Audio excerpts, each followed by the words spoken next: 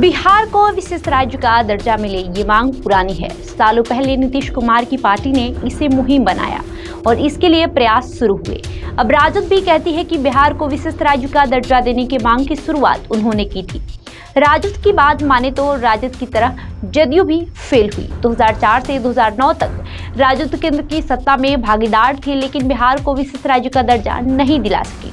2017 से 22 फिर 24 से जदयू केंद्र की सत्ता में भागीदार बनी है, लेकिन मांग जदयू की भी पूरी नहीं हो रही है। अब तो जदयू सांसद रामप्रीत मंडल के जवाब में वित्त राज्य मंत्री पंकज चौधरी ने साफ कह दिया है कि बिहार को विशेष राज्य का दर्जा नहीं मिल सकता।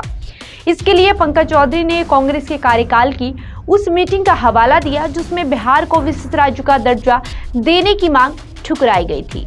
पंकज चौधरी ने अपने जवाब में कहा कि विशेष श्रेणी के दर्जे के लिए बिहार के अनुरोध पर एक अंतर मंत्रालयी समूह द्वारा विचार किया गया था, जिसने 30 मार्च 2012 को अपनी रिपोर्ट प्रस्तुत की थी। आईएमजी इस निष्कर्ष पर पहुंचा कि मौजूदा एनडीसी मानदंडों के आधार पर बिहार के लिए विशेष श्रेणी के दर्जे का मामला नहीं बनता है।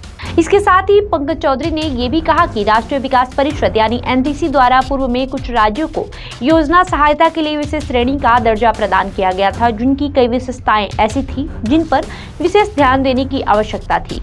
इन विशेषताओं में शामिल है पहाड़ी और कठिन भूभाग, कम जनसंख्या घनत्व और या जनजातीय आबादी का बड़ा हिस्सा, पड़ोसी देशों के साथ सीमाओं पर रणनीतिक स्थान, आर्थिक और असंरचनात्मक पिछड़ापन और राज्य के वित्त की गैर व्यवहार्य प्रकृति। ये निर्णय ऊपर सूचीबद्ध सभी कारकों और राज्य की विशिष्ट स्थिति को एकीकृत विचार के आधार पर लिया गया था। बहरहाल आपका इस खबर पे क्या कहना है, हमें कमेंट करके जरूर बताएं।